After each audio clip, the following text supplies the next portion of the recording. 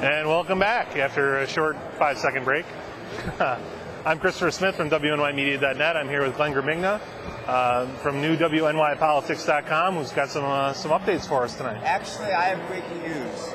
As of right now, before 9:30, I'm able to report that the race for Erie County Executive is over. Chris Collins has won a massive victory throughout Erie County, according to sources, highly placed sources within the political community. He's won in virtually every town within the suburbs, often by margins of 3 and 4 to 1. What this means for the future of the Democratic Party in the area is basically this, that while they've lost the county executive race by a one-sided margin, they'll retain one-sided control of the legislature, which could set up a battle between an independent-minded legislature and a new Republican Erie County executive. But we can say this right now, as of approximately 9:27, that the race for Erie County executive has been called. Chris Collins is the winner by a decisive margin. I find that pretty surprising. I thought, there was a significant get-out-the-vote effort in the city today from the McCain campaign, trying to counter that massive get-out-the-vote. I mean, excuse me, honestly, the get-out-the-vote campaign the Republicans have put out in past years has been pretty weak. And it seems today they've really driven. I mean, we were out in some districts today, 40, 50, 55, 60% turnout in some of these Clarence and Amherst districts. I'm surprised by the passion for change or reform, and I think this is a real statement from the people of Erie County about where they want the county to go. I'm just shocked by the size of the victory. We're looking at somewhere around 60-40, 70-30 here from what we're hearing. It looks like it. And well, I think what you're running into is something quite ironic.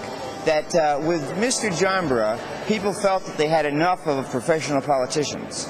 And as it turned out, this actually worked against the Democratic Party, because now the Republicans have nominated someone who's quote-unquote not a politician, and that message has won the support of the voters of Erie County. And I think, now you mentioned the get-out-the-vote effort. The thing about a get-out-the-vote effort is that it can only be effective in a fairly close race. If you have a race like this where people, by majorities of maybe 65 to 35, are inclined to support one candidate, then get-out-the-vote doesn't really matter. Interesting. So do you think that Collins is going to have any coattails in the suburbs, bringing some Republicans in with him? I don't think so. My sources are telling me that at most the Republicans could gain 1 or 2 seats, and possibly not even that. It looks as if the Democrats are going to have a veto-proof majority in the legislature, and that could spell trouble for Collins as he learns the ropes of government and tries to assert himself as a new Erie County executive.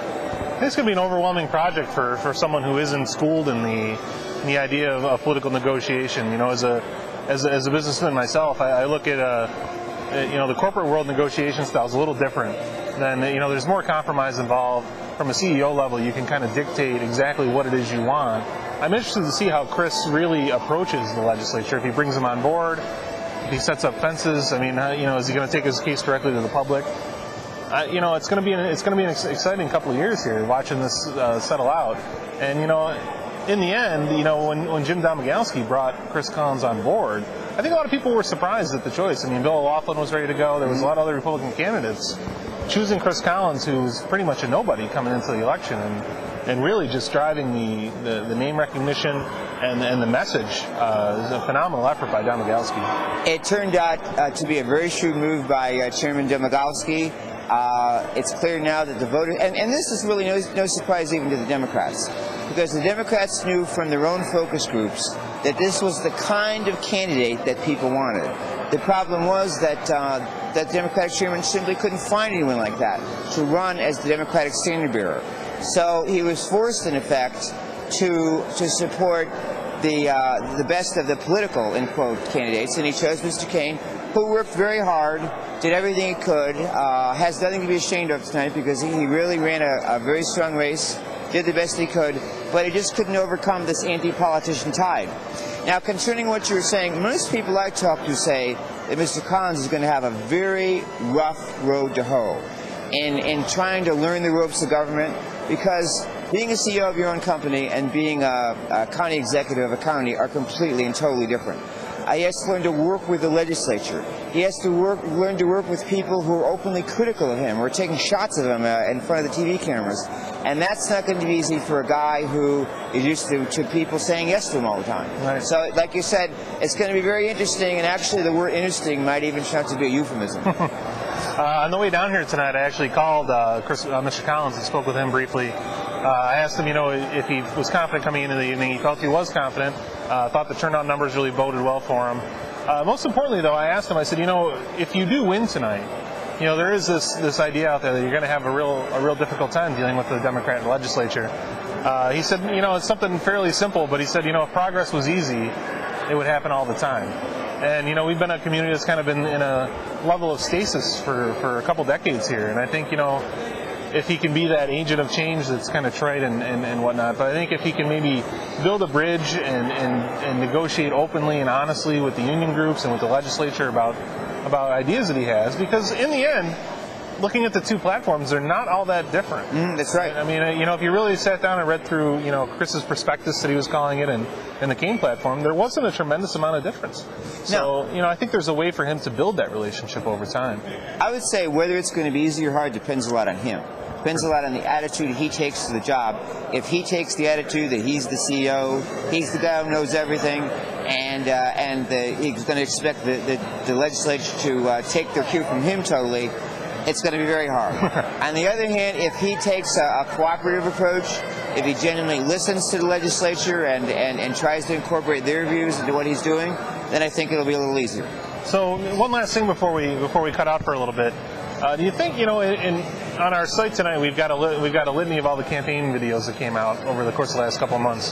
The Democratic primary was extremely negative all the way through. Clark v. Kane all the way through. And then, immediately when Kane won the primary, he went negative right away.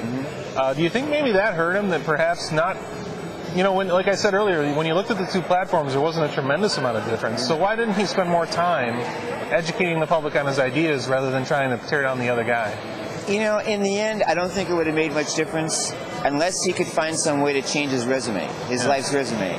People were looking for a non-politician, and Jim, as great a guy is, and he's one of the greatest battlers in Western New York history in terms of his own work ethic and his own competence on the campaign trail, but he was fighting a tide that simply couldn't be beaten.